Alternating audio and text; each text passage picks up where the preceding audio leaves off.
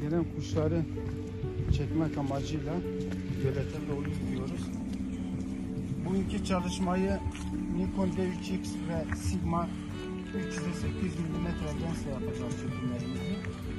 Bakalım kısmette ne var, hayırlısı.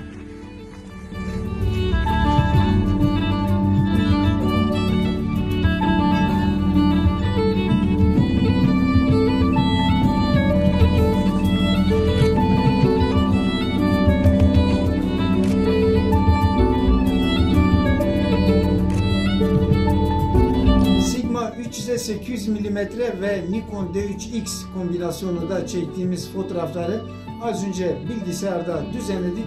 Şimdi bunların sonuçlarına hep beraber bakalım.